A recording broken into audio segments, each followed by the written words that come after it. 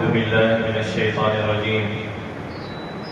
يا أيها الذين آمنوا إذا لقيتم فئة فاثبتوا واذكروا الله كثيرا لعلكم تفلحون وأطيعوا الله ورسوله ولا تنازعوا فتفشلوا وتذهب ريحكم واصبروا إن الله مع الصابرين. وقال الله تبارك وتعالى: واذكروا إذ أنتم قليل مستضعفون في الأرض تخافون أن يتخطفكم الناس فآواكم وأيدكم بنصره ورزقكم من الطيبات لعلكم تشكرون. صدق اللہ العظیم. الحمدللہ رب العالمین. تمام تعریفیں اللہ رب العالمین کے لیے ہیں. اللہ تبارک و تعالیٰ کے فضل و کرم سے، اس کی توفیق سے ہم آج اس مبارک دن میں، مبارک گھڑی، مبارک مہینے میں اللہ رب العالمین کے گھر میں حاضر ہیں. ایمان، صحت و سلامتی، امن کے ساتھ اللہ رب العالمین اس میں قائم و دائم استقامت عطا فرما. اللہ رب العالمین ہمارے تمام اعمال صالحہ کو اپنی بارگاہ میں قبول فرما. ہمارے امن و امان کو قائم و دائم محفوظ مضبوط فرما. ملک پاکستان کی حفاظت فرما. اندرونی اور بیرونی دشمنوں کو نیز و نابود فرما. اللہ تبارک و تعالیٰ نے وطن کی محبت جو ہے وہ انسان کے نفس میں رکھی ہے، اور یہ محمود ہے، فطری چیز ہے. وطن کی محبت اللہ رب العالمین نے کہ جو انسان جہاں پیدا ہوتا ہے اس کے اندر یہ فطری چیز ہے کہ وہ اپنی وطن سے محبت کرتا ہے، اور یہ محمود ہے. کوئی معیوب چیز نہیں ہے کہ اپنی وطن سے محبت رکھنا، الفت رکھنا، اور وطن کی دفاع کے لیے ہر وقت اپنی کوششوں کو، اپنی صلاحیتوں کو لگانا. یہ دین اسلام کا اسلوب ہے، اللہ رب العالمین کی رہنمائی اور نبی صلی اللہ علیہ وسلم کی اسوہ حسنہ ہے کہ جب ہم اس وطن سے محبت کی بات کرتے ہیں تو یہ سنت نبی صلی اللہ علیہ وسلم سمجھ کر کرتے ہیں. اور اس کا تقاضا یہ ہے کہ ہم ایمان کی، امن و امان کی حفاظت کریں. ہم نبی صلی اللہ علیہ وسلم کی بتائے ہوئے طریقوں کے مطابق اپنی زندگی گزاریں، اپنے وطن کی حفاظت کریں، کیونکہ یہ ہماری دینی ذمہ داری ہے. اور خصوصاً جب ہم اپنے وطن کی بات کرتے ہیں، وہ وطن جس کی بنیاد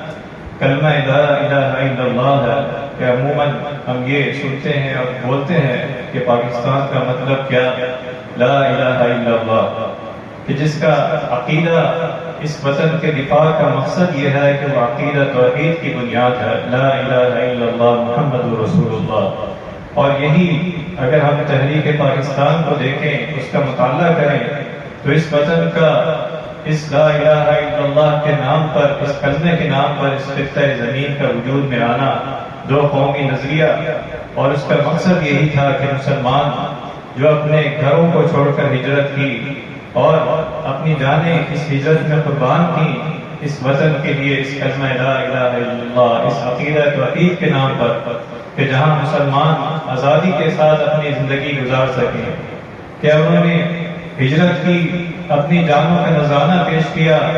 اپنے گھروں کی قربانی دی، اپنا مال چھوڑا، اور اس نظریے کے لیے، اس وطن کی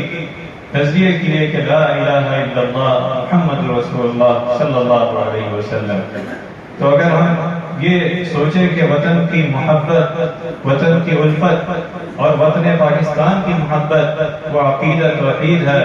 اور اس کی دفاع، اس کی حفظ اور اس کے لیے سوچنا، قربانی دینا نبی صلی اللہ علیہ وسلم کی اسوہ حسنہ سنت نبوی ہے، تو یہ چیز ہمیں وحدت دیتی ہے، ہمیں متحد کرتی ہے، ہمیں اطمینان دیتی ہے کہ یہ من و عن جو ہے وہ اسلام کے مطابق ہے. اور وطن کی محبت کے بارے میں کسی نے فرمایا اس آیت کی تشریح میں کہ یہ سنت نبوی ہے کہ جو اللہ رب العالمین نے فرمایا وَاذْكُرُوا إِذْ كُنْتُمْ قَلِيلٌ مُسْتَضْعَفُونَ فِي الْأَرْضِ، کہ یاد کرو جب تم بہت تھوڑے تھے زمین میں، نہایت کمزور سمجھے گئے تھے، ڈرتے تھے. تخافون ان يتخطفكم الناس، کہ لوگ تمہیں اچک کر لے جائیں گے. فآواکم وأیدکم بنصری، کہ اللہ رب العالمین نے تمہاری مدد کی، تمہاری تائید نصرت کی، ورزقکم من الطیبات، اور تمہیں پاکیزہ رزق میں سے دیا، پاکیزہ چیزوں سے رزق دیا، لعلکم تشکرون، تاکہ تم شکر کرو۔ تو سب سے اہم چیز وطن کی محبت، اور بالخصوص اس کلمہ توحید کی بنیاد پر وجود آنے والا پاکستان، لا الہ الا اللہ محمد رسول اللہ، اور اس کا محبت، اس کی دفاع کا مقصد یہ ہے کہ وہ عقیدہ توحید کا دفاع ہے، اس کی محبت کا مقصد یہ ہے وہ عقیدہ توحید لا الہ الا اللہ محمد رسول اللہ سے محبت ہے۔ تو اللہ رب العالمین نے فرمایا لعلکم تشکرون، تاکہ تم شکر ادا کرو کہ اللہ رب العالمین نے تمہیں جگہ دی، تم ڈرتے تھے، خوف تھا، امن دیا، کھانے کے لیے پھل دیے، رزق دیا، لعلکم تشکرون، تاکہ تم شکر ادا کرو۔ نبی کریم صلی اللہ علیہ وسلم کی وطن کی محبت کے بارے میں آپ صلی اللہ علیہ وسلم کا یہ ارشاد آتا ہے کہ فرمایا کہ بے شک ابراہیم علیہ السلام نے مکہ کو حرمت والا قرار دیا، مکہ والوں کے حق میں دعا کی کہ اللہ رب العالمین کے نبی حضرت ابراہیم علیہ السلام نے جو دعا فرمائی، وَإِذْ قَالَ إِبْرَاهِيمُ رَبِّ اجْعَلْ هَٰذَا بَلَدًا آمِنًا وَارْزُقْ أَهْلَهُ مِنَ الثَّمَرَاتِ، کہ ابراہیم علیہ السلام نے کہا رب اجعل هذا بلدا آمنا، اے میرے رب اس جگہ کو امن والا شہر بنا دے، هذا بلدا آمنا وارزق اهله من الثمرات، اور اس کے رہنے والوں کو پھلوں سے رزق عطا فرما کہ جو اللہ پر اور یوم آخرت پر ایمان لائے۔ قال ومن كفر فأمتعه قليلا ثم أضطره إلى عذاب النار۔ تو سب سے پہلے وطن کی محبت، اس کے لیے دفاع، اور حضرت ابراہیم علیہ السلام کی دعا کہ انہوں نے اپنے مکہ کے لیے دعا کی رب اجعل هذا بلدا آمنا، کہ اس کو امن والا بنا اور اس میں رزق عطا فرما۔ تو نبی صلی اللہ علیہ وسلم نے فرمایا کہ ابراہیم علیہ السلام نے مکہ کو حرمت والا قرار دیا اور مکہ کے لیے دعا کی، امن کا گہوارہ بنا، امن کے لیے دعا کی۔ تو میں مدینہ منورہ کے لیے دعا کرتا ہوں کہ اللہ مدینہ منورہ کو حرمت والا بنا، جیسا کہ ابراہیم علیہ السلام نے مکہ کو حرمت والا قرار دیا۔ میں اس مدینہ طیبہ کو حرمت والا قرار دیتا ہوں اور دعا کرتا ہوں کہ اہل مدینہ کی نام توڑ میں اس میں برکت عطا فرما، دگنا زیادہ برکت کی دعا کی نبی کریم صلی اللہ علیہ وسلم نے۔ تو یہ آپ علیہ السلام کی اسوہ حسنہ سے، سنت سے اور زندگی سے ہمیں وطن کی محبت کا ثبوت ملتا ہے کہ کس طرح کہ جب آپ علیہ السلام مکہ مکرمہ چھوڑ رہے ہیں اور یہ کہتے ہیں کہ اللہ کی قسم اگر تمہیں یہ قوم نہ نکالتی تو میں کبھی نہیں چھوڑتا۔ تو یہ نبی صلی اللہ علیہ وسلم کی سنت سے ہے وطن کی محبت، اور وہ بھی وطن جو عقیدہ توحید کے نام پر، لا الہ الا اللہ محمد رسول اللہ کے نام پر بنا ہو۔ فرمایا آپ علیہ السلام جب دعا کرتے کہ اے اللہ مدینہ منورہ میں مکہ مکرمہ کی نسبت زیادہ دگنی برکت عطا فرما، تو یہ نبی صلی اللہ علیہ وسلم کی محبت تھی اور عقیدت تھی اپنے وطن سے، جہاں انسان پیدا ہوتا ہے، جہاں انسان پیدا ہوتا ہے اس کی وطن کی محبت یہ انسان کے نفس میں ہے، اور یہ اللہ رب العالمین کی طرف سے ہے، نبی صلی اللہ علیہ وسلم کی سنت سے ہے۔ آپ علیہ السلام نے کس طرح ہمیں قول سے، فعل سے، عمل سے ہمیں کر کے دکھایا ہے۔ ایک امام فرماتے ہیں کہ نبی کریم صلی اللہ علیہ وسلم کو اپنے وطن سے محبت یہ تھی کہ جب آپ علیہ السلام پر پہلی وحی آئی اور آپ صلی اللہ علیہ وسلم نے اس کا تذکرہ ورقہ بن نوفل سے کیا،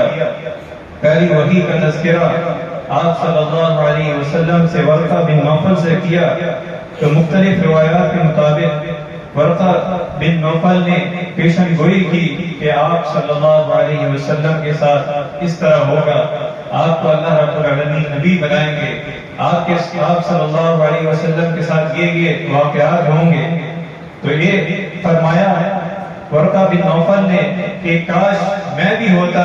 فرمایا لَيَأْتِيَنِّي أَكُونَ حَيًّا إِذَا يُخْرِجُكَ قَوْمُكَ، کہ میں بھی اس وقت زندہ ہوتا کہ ایک وقت آئے گا کہ آپ صلی اللہ علیہ وسلم کو آپ کی قوم جو ہے وہ نکالے گی۔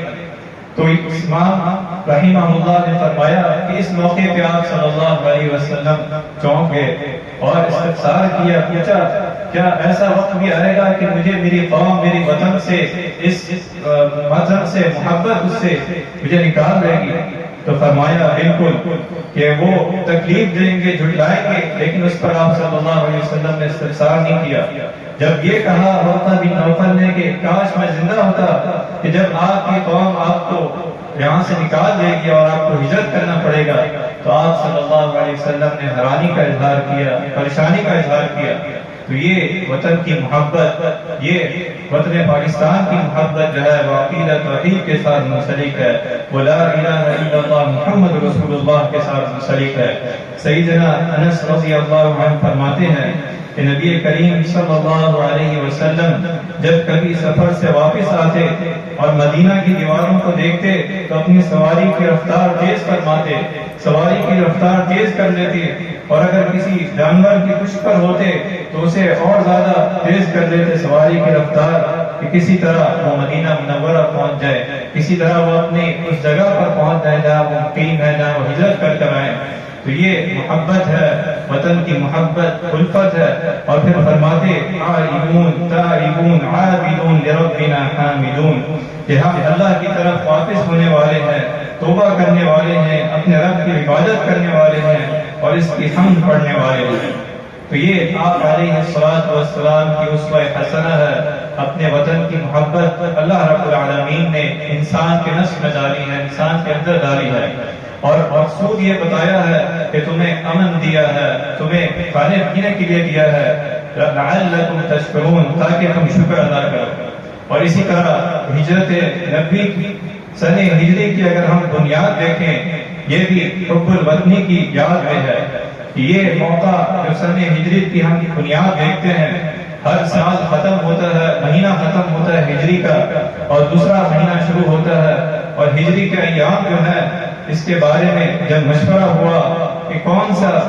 کس چیز سے ہم اس کا آغاز کریں، کون سا ایسا واقعہ ہے نبی کریم صلی اللہ علیہ وسلم کی زندگی یا آپ علیہ الصلوۃ والسلام کی صحابہ کرام کے اس میں عہد فاروقی میں جب یہ مشورہ ہوا تو پھر یہ بات طے ہوئی کہ ہجرت نبوی، مسلمانوں نے قربانی دے کر ہجرت کی، اپنے وطن سے ہجرت کی، تو اس سلسلے کو ہم سن ہجرت کے اس کے مطابق بنائیں۔ اس یاد کو ہم ہمیشہ یاد کرتے ہیں جب مہینہ ختم ہوتا ہے، سن ہجری کا سال ختم ہوتا ہے، تو یہ مسلمانوں کی، صحابہ کرام کی یہ محبت تھی، یہ تو ان کے وطن کو چھوڑنے کی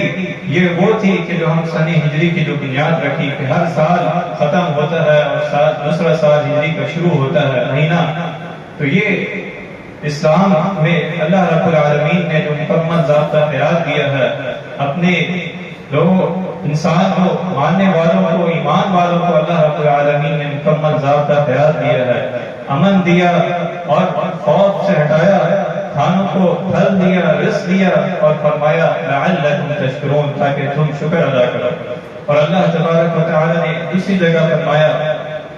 یا ایھا الذین آمنوا اذا لقیتم فئة فاثبتوا واذکروا اللہ کثیرا لعلکم تفلحون۔ یا ایھا الذین آمنوا اذا لقیتم فئة فاثبتوا واذکروا اللہ کثیرا لعلکم تفلحون، کہ اے ایمان والو، اذا لقیتم فئة،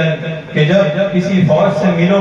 لڑو یا مقابلہ ہو، فاثبتوا واذکروا اللہ، تو ثابت قدم رہو اور اللہ رب العالمین کو بہت یاد کرو تاکہ اپنی نجات پاؤ۔ اللہ رب العالمین نے دین اسلام میں مکمل ضابطہ خیرات دیا اور ہر لمحے زندگی کے ہر ضابطے کی ہمیں تعلیم دی کہ کس وقت کس طرح اللہ رب العالمین کو یاد کیا جائے، کس طرح زندگی کو گزارا جائے، کس طرح آپس میں وحدت کا مظاہرہ کیا جائے۔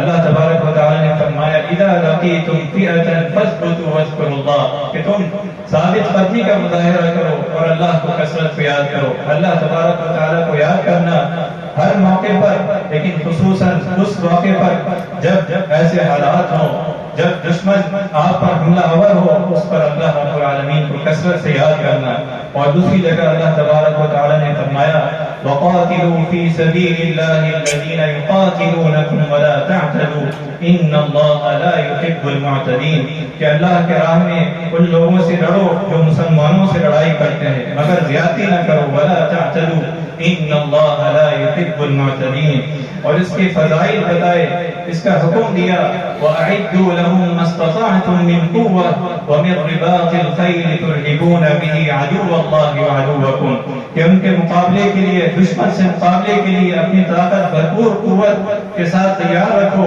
اور اس کے ذریعے اللہ کے دشمن اور اپنے دشمن سے کوئی خوف زدہ کر سکو۔ مَا اسْتَطَعْتُم مِّن قُوَّةٍ وَمِن رِّبَاطِ الْخَيْلِ تُرْهِبُونَ بِهِ عَدُوَّ اللَّهِ وَعَدُوَّكُمْ، ہر طرح سے تیار رہنے کا اللہ تبارک و تعالی نے حکم دیا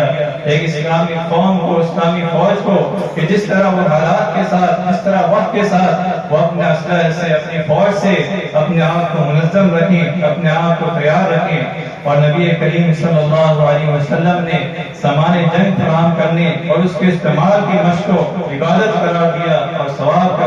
قرار دیا۔ آپ علیہ السلام نے فرمایا جاہدوا المشرکین باموالکم وانفسکم والسنتکم، کہ جہاد کرو، کہ اپنے اموال سے، اپنے مال سے، اپنی جانوں سے اور اپنی زبانوں سے جہاد کرنا بھی، ہر وہ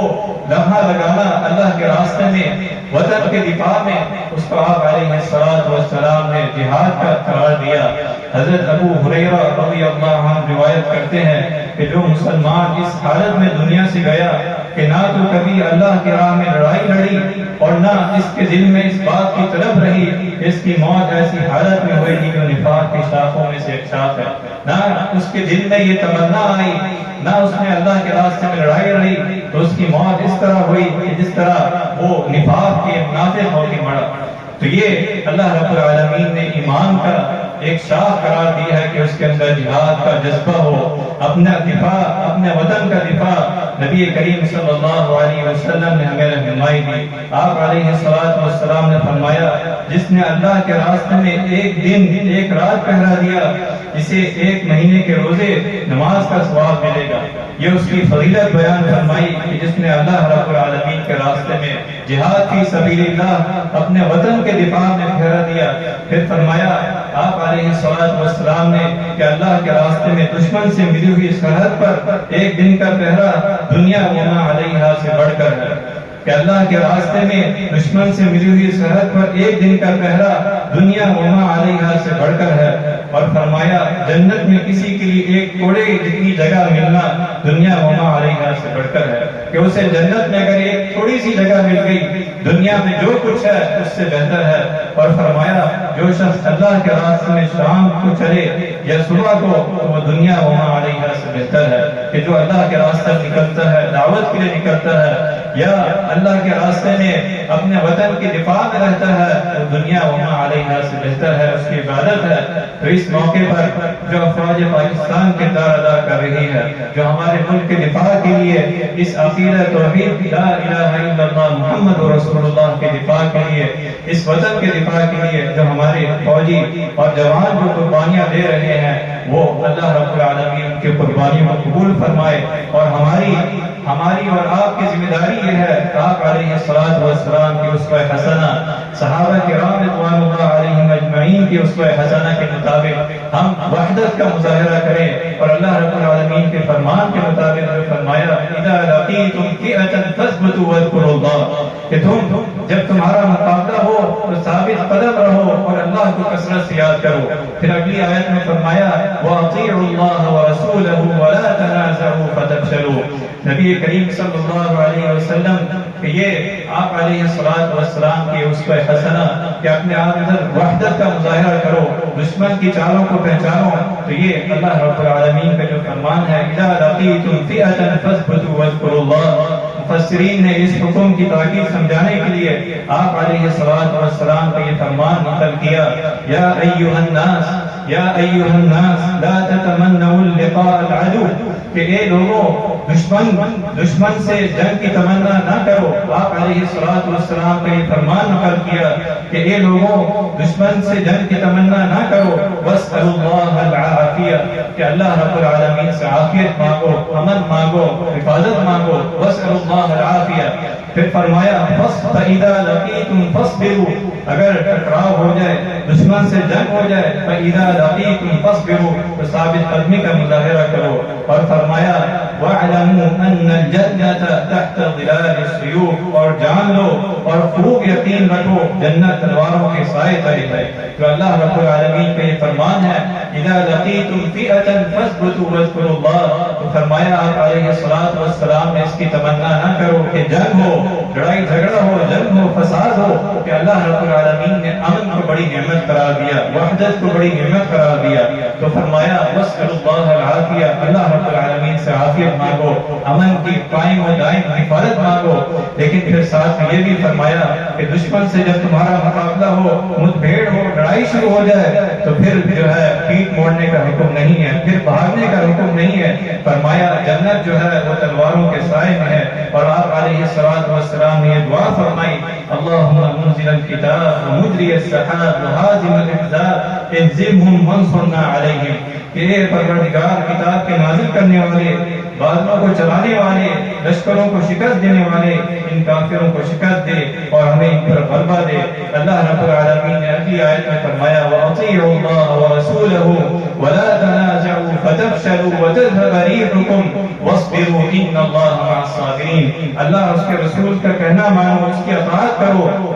وَأَطِيعُوا اللَّهَ وَرَسُولَهُ وَلَا تَنَازَعُوا، اور آپس میں نہ جھگڑو، وَلَا تَنَازَعُوا، اللہ رب العالمین نے مکمل رہنمائی دی، اصول و ضابطہ بتایا کہ یہ تمہاری جو ہے پسپائی کا ذریعہ ہے۔ اگر آپس میں جھگڑتے ہو، آپس میں تلخیاں کرتے ہو، آپس میں اختلافات کو اس کو ہوا دیتے ہو، وَلَا تَنَازَعُوا فَتَفْشَلُوا وَتَذْهَبَ رِيحُكُمْ، کہ آپس میں اگر کوئی ایسا وہ ہو جائے تو یہ تمہاری ناکامی کا سبب ہوگا۔ فَتَفْشَلُوا وَتَذْهَبَ رِيحُكُمْ وَاصْبِرُوا إِنَّ اللَّهَ مَعَ الصَّابِرِينَ، کہ اللہ رب العالمین توکل کر کے صبر کرو، ثابت قدمی کا مظاہرہ کرو، آپس کے اختلافات کو ختم کر دو۔ اور یہی اللہ تبارک و تعالیٰ کا فرمان ہے کہ وحدت کا مظاہرہ کیا جائے۔ وَاعْتَصِمُوا بِحَبْلِ اللَّهِ، بحیثیت امت مسلمہ اور بحیثیت قوم، بحیثیت اللہ رب العالمین نے جو ہمیں نعمت کی ہے پاکستان کی، اور ہمیں یہ ذمہ داری ہے کہ ہم وحدت کا مظاہرہ کریں۔ ہم اپنی تمام تر چھوٹی موٹی جو اختلافات ہیں اس کو درگزر کر کے، اس کو بھول کر وحدت کا مظاہرہ کریں۔ وَلَا تَنَازَعُوا فَتَفْشَلُوا وَتَذْهَبَ رِيحُكُمْ، اور اللہ رب العالمین کا قرآن میں یہ بشارت دیتا ہے وَلَا تَهِنُوا وَلَا تَحْزَنُوا وَأَنْتُمُ الْأَعْلَوْنَ إِن كُنتُم مُؤْمِنِينَ، کہ تم نہ کمزور پڑو، نہ غمگین رہو، اگر تم واقعی مومن رہو تو تم سر بلند رہو گے۔ وَلَا تَهِنُوا وَلَا تَحْزَنُوا وَأَنْتُمُ الْأَعْلَوْنَ إِن كُنتُم مُؤْمِنِينَ، اللہ رب العالمین تمہیں یقیناً فتح عطا فرمائیں گے، تمہاری تائید نصرت ہوگی، لیکن ضرورت اس چیز کی ہے کہ آپ اپنے صفوں کے درمیان وحدت کا مظاہرہ کریں، اپنے اختلافات کو چھوڑ دیں، دشمن کا ہر محاذ پہ جہاں جہاں اللہ رب العالمین جس کی جو ذمہ داری ہے وہ اپنی ذمہ داری کا ادا کرے، نہ کہ وہ دشمن کے حق میں کوئی ایسا وہ کرے کہ وہ اس کے حق میں کوئی چال چلے یا ایسی جھوٹی خبروں کو ہوا دے یا ایسے اعلیٰ کار بنے، بلکہ اس کی ذمہ داری یہ ہے کہ اللہ رب العالمین کے فرمان کے مطابق وَلَا تَنَازَعُوا فَتَفْشَلُوا وَتَذْهَبَ رِيحُكُمْ وَاصْبِرُوا إِنَّ اللَّهَ مَعَ الصَّابِرِينَ۔ نبی صلی اللہ علیہ وسلم نے جو